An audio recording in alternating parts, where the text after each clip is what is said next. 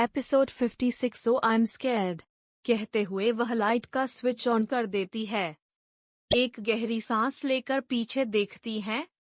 वहां पर उसे कुछ नजर तो नहीं आता है।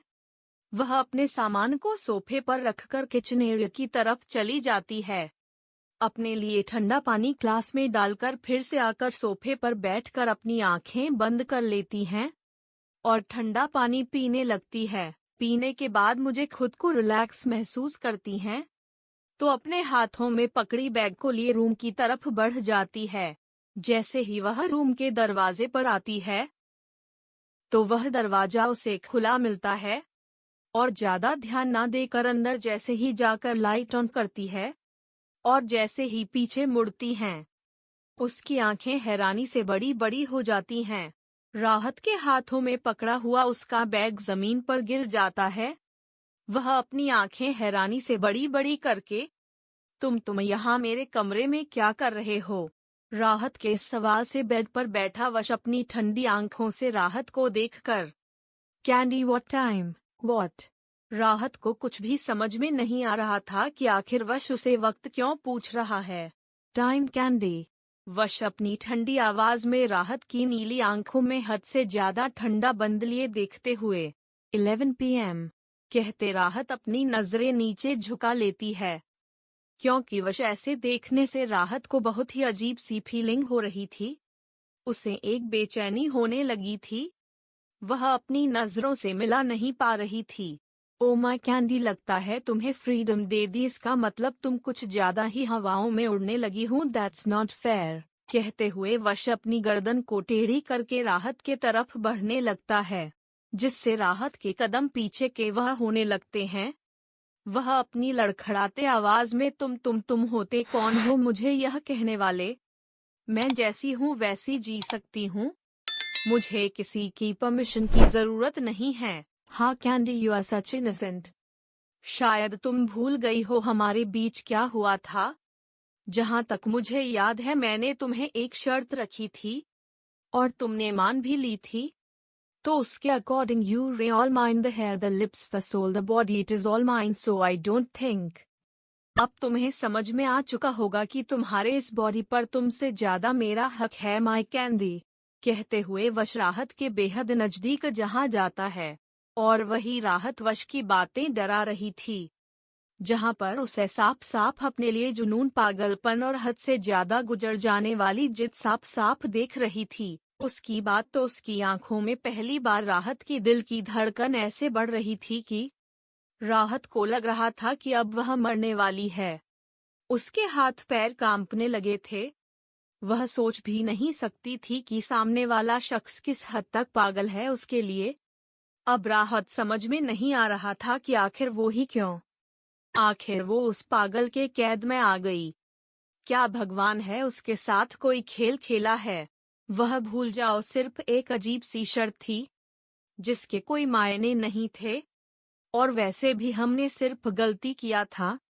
इसका मतलब यह नहीं कि वो गलती की वजह से पूरी जिंदगी हम लोग ऐसे ही उसके हिसाब से चलते रहेंगे। वैसे भी मेरी जिंदगी बहुत अलग है तुमसे, और मुझे मेरी जिंदगी में कुछ हासिल करना है, ना कि किसी की जिंदगी का हिस्सा बनना है।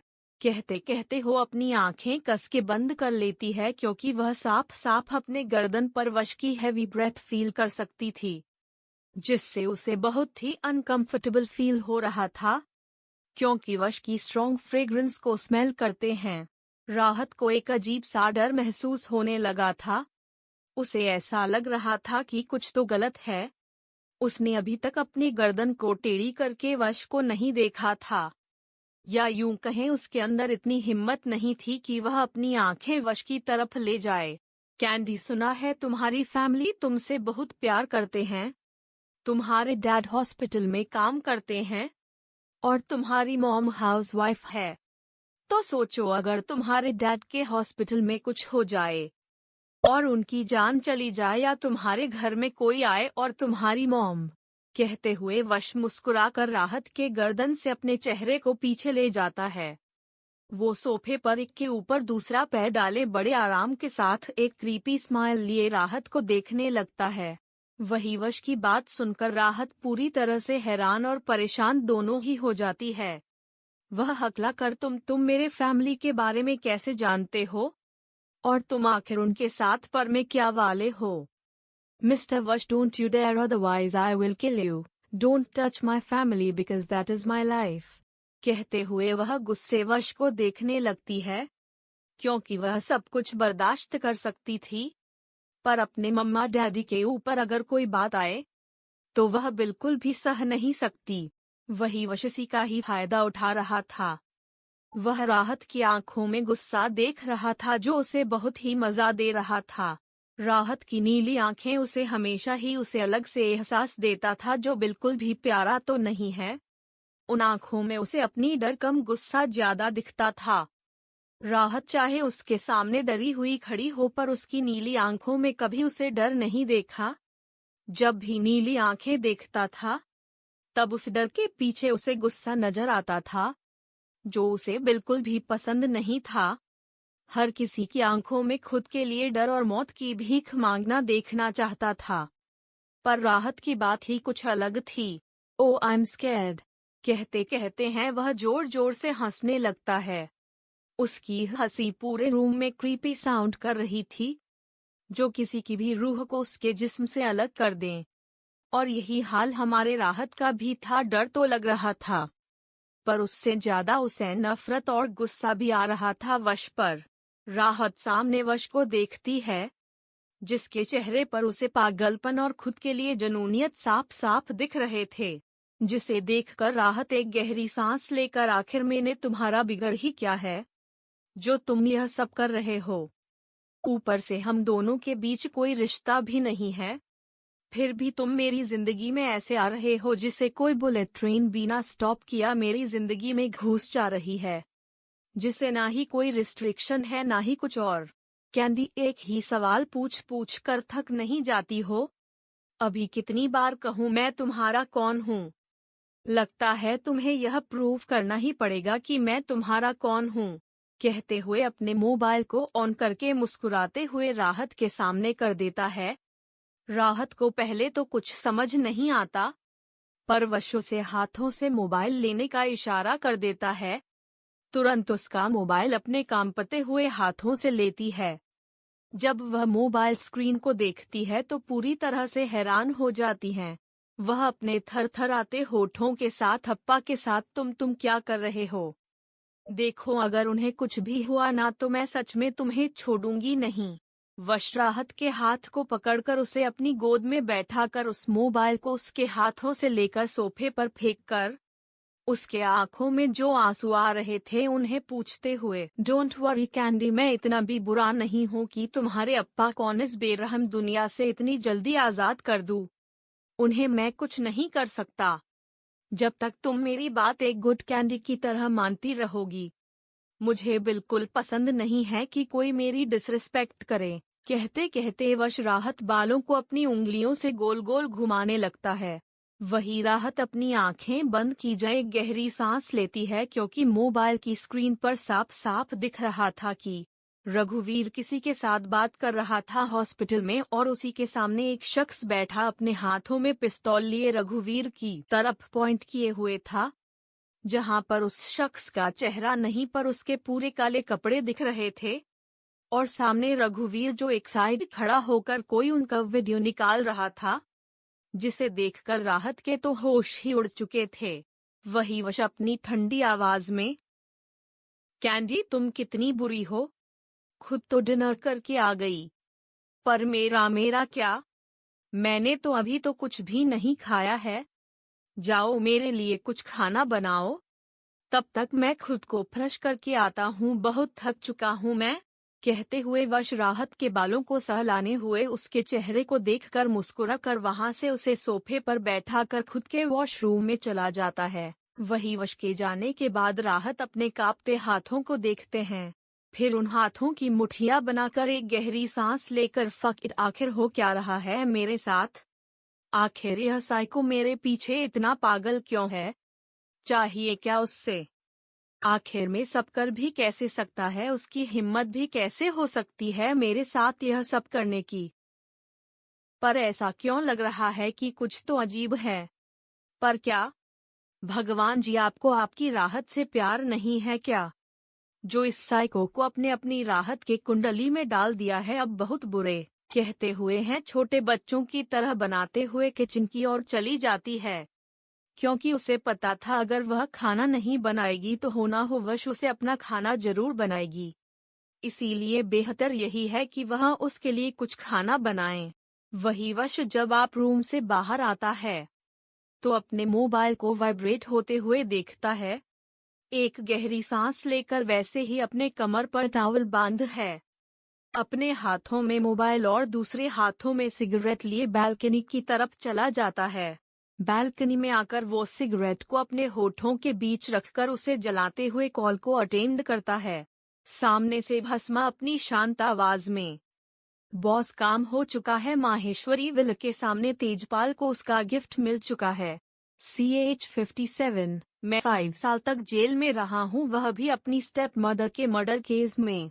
फिर उन हाथों की मुठ्ठियां बनाकर एक गहरी सांस लेकर फक इट, आखिर हो क्या रहा है मेरे साथ? आखिर यह साइको मेरे पीछे इतना पागल क्यों है? चाहिए क्या उससे? आखिर में सब कर भी कैसे सकता है? उसकी हिम्मत भी कैसे हो सकती है मेरे साथ यह सब करने की? पर ऐसा क्यों लग रहा है कि कुछ तो अजीब है। पर क्या भगवान जी आपको आपकी राहत से प्यार नहीं है क्या? जो इस साइको को अपने अपनी राहत के कुंडली में डाल दिया है अब बहुत बुरे। कहते हुए हैं छोटे बच्चों की तरह बनाते हुए किचन की ओर चली जाती है, क्योंकि उसे पता था अगर वह खाना नहीं बनाएगी तो होना हो वश उसे अपना खाना जरूर बनाएगी। इसीलिए बेहतर यही है कि वह उसके लिए कुछ खाना बनाए। वही वश जब आप रूम से बाहर आता है तो अपने मोबाइल को वाइब्रेट होते हुए देखता है। एक गहरी सांस लेकर वैसे ही अपने कमर पर टॉवल बांध है, अपने हाथों में मोबाइल और दूसरे हाथों में सिगरेट लिए बालकनी की तरफ चला जाता है। बालकनी में आकर वो सिगरेट को अपने होठों के बीच रखकर उसे जलाते हुए कॉल को अटेंड करता है। सामने से एक ही मात्रा भस्मा अपनी शांत आवाज में, बॉस काम हो चुका है। माहेश्वरी विल के सामने तेजपाल को उसका गिफ्ट मिल चुका है। वश सिगरेट के धुएं को बाहर निकालते हुए अपने ठंडी आवाज में 0.5S, जो कदम मेरी कैंडी को दर्द देने के लिए उठे उनके साथ क्या करना है यह तुम्हें अच्छे से पता है। वश की ठंडी आवाज सुनकर एक पल के लिए तो भस्मा भी डर से कांप जाता है। वह गहरी सांस लेकर अपने शांत आवाज में, बॉस मीडिया में बात तो फैल चुकी है, पर इससे संयम महेश्वरी को बहुत प्रॉब्लम होने वाली है, तो उसके लिए कुछ करना है। वश अपने चेहरे पर एक डरावनी मुस्कुराहट लिए, कोई जरूरत नहीं है। बेटे को भी समझना चाहिए कि अगर बाप गलत हो और बाप की गलती खुद के पीछे छुपा रहा हो तो इसकी भरपाई तो करनी ही पड़ेगी ना। वैसे भी उसने अगर कुछ अच्छे काम कर लिए तो इतनी जल्दी दुनिया से चला नहीं जाएगा।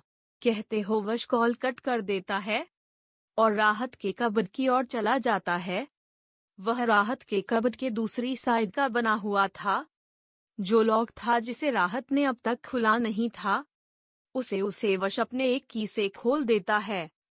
जैसे जी वो कबर्ड खोलता है तो वह पर उसके कपड़े नजर आता है, जैसे कि वह वहां पर पहले से ही रखे गए हो और वश को पता है कि उसे इसकी जरूरत पड़ने वाले हैं।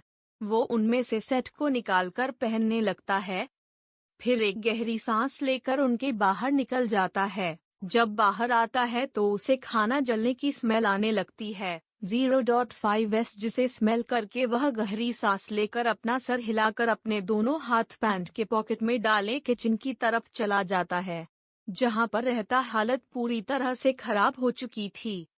एक तो वह लेट आई थी, ऊपर से वह बहुत थकी हुई थी, और खाना बनाना जो उसे हो नहीं रहा था। राहत जब यह देखती है कि खाना चल रहा है तो वह गैस बंद करके जैसे ही अपना हाथ पीछे लेने वाली थी, उसका हाथ कुकर के ढक्कन पर लग जाता है, जिससे उसका हाथ जल जाता है, जिससे उसके मुंह से दर्द भरी चीख निकल जाती है। तभी वह महसूस करती है कि कोई उसके हाथों को पकड़ रहा था। वह अपनी नजर ऊपर की ओर देखती है, जहां पर वश उसके हाथों को देखकर जल्दी से उसे अपनी तरफ खींचकर बिना देर किए उसे सोफे पर बैठाकर खुद रूम की तरफ चला जाता है। और यहाँ राहत दर्द से चीखने लगती हैं। तभी वह देखती है कि वॉशरूम से बाहर आ रहा था। उसके हाथ में इस समय कोलगेट ट्यूब थी, जिसे देखकर हाथ को एक पल के लिए हैरानी हो जाती है। तभी वश उस कोलगेट ट्यूब का ढक्कन खोलकर उसे राहत के हाथों पर अप्लाई करने लगता है, जिससे राहत के मुंह से दर्द भरी आह निकलती है। पर उसे थोड़ा सा ठंडापन महसूस होता है। अपनी आंखें बंद करके अपनी दर्द भरी आवाज में, हाँ बहुत दर्द हो रहा है, प्लीज धीरे से, बहुत दर्द हो रहा है। राहत की दर्द भरी आवाज सुनकर वश के चेहरे पर कोई भी एक्सप्रेशन नहीं थे। वह बिना किसी एक्सप्रेशन के साथ राहत के हाथों पर ट्यूब अप्लाई करते करते बीच में अपने होठों से ठंडी फूंक मारने की कोशिश करता है, जिससे राहत को थोड़ी राहत मिले लगती है। वह अपनी हैरानी भरी आंखों से वश को देखने लगती है, जो उसके हाथों को प्यार से सहला रहा था, जिससे उसे और भी हैरानी हो रही थी। उसे समझ में नहीं आ रहा था कि यह सच में वही शख्स है जो कुछ देर पहले उससे धमकी दे रहा था। साथ ही साथ उसकी आंखों में उसे अपने लिए पागलपन नजर आ रहा था। उसे समझ में नहीं आ रहा था कि आखिर उसके सामने पहला बैठा शख्स क्या है। राहत दर्द भरे चेहरे के साथ वश को देखते हुए अपने मन में, आखिर हो क्या तुम साइको? आखिर क्या है? मुझे समझ नहीं आ रहा है कि तुम सच में ऐसे हो या कुछ और है। जब तुम्हारे बॉडी के वह निशान याद करती हूँ तो दर्द महसूस हो जाता है, पर तुम्हारी बातें और तुम्हारा पागलपन देखती हूँ तो नफरत होने लगती है। पर तुम्हारा ऐसा केयर करना, इसका मतलब क्या है? कुछ भी नहीं समझ पा रही हूँ मैं तुम्हें। आखिर तुम एक पहेली बनती जा रही हूँ मेरे लिए। राहत अपने मन में यही सोच रही थी कि तभी उसके कानों में वश की आवाज सुनाई देती है, मैं वह पहेली हूँ जिसे सुलझाना तुम्हारी बस की बात नहीं है कैंडी। मुझे सुलझाने के लिए तुम्हें खुद पहले दर्द में जाना पड़ेगा, और मैं तुम्हें दर्द में बिल्कुल भी नहीं जाने दे सकता। तो इसके लिए बेहतर यही होगा कि मुझे पर ध्यान देने से अच्छा है तुम यह सोचो कि मुझे एक्सेप्ट कैसे करोगी। आखिर पूरी जिंदगी हम दोनों को एक साथ ही रहना है। कहते हुए वह राहत के चेहरे की तरफ देखने लगता है, जिसके चेहरे पर उसे दर्द साफ साफ दिख रहा था। उसे देखकर कुछ सोचते हुए वह उसके नजदीक जाकर उसके होठों पर अपने होठ रख देता है, जिससे राहत अपनी आंखें हैरानी से बड़ी करती है। पर वह से खुद से दूर नहीं करती, वह बस अपने एक हाथ की मुट्ठी बना देती है। वह ना तो उसे अपने से दूर कर रही थी, ना ही उसका साथ दे रही थी, और यह बात वश बखूबी नोटिस कर रहा था। वश राहत के सॉफ्ट और डेलिकेट लिप्स को हल्का हल्का अपने होठों से सहला रहा था। जब रहता अपना मुंह नहीं खोलता है तो वश राहत के सीने पर अपना हाथ रख देता है, जिससे ना चाहते हुए भी राहत को मुंह खोलना पड़ता है। राहत के मुंह खोलने पर वश बिना देर किए उसके मुंह के अंदर अपनी टंग ले जाता है। उस राहत के मुंह से वनीला आइसक्रीम की टेस्ट आने लगती है। करीब 10 सेकंड के बाद वश राहत को छोड़ देता है, जिसकी आंखें अभी भी बंद थी। वह से जैसे ही छोड़ता है तो राहत उसके सीने पर अपना सर रखकर गहरी गहरी सांसें लेते हुए, आखिर कब तक तुम मुझे ऐसे ही अपने पास रखोगे? मुझे नहीं जानना है कि तुम मुझसे चाहते क्या हो, क्या करना चाहते हो। कुछ भी नहीं, बस मुझे इतना बताओ कि आखिर में ही क्यों। Cause you are blue eyes, Candy. मैंने तुम्हें पहले भी कहा था, I hate blue eyes. कहते हुए वश एक गहरी सांस लेकर अपनी जगह से खड़ा हो जाता है और राहत को सोफे पर बैठा कर खुद किचन की ओर चला जाता है। वही वश एक प्रोफेशनली शेफ की तरह किचन में खाना बनाने लग जाता है।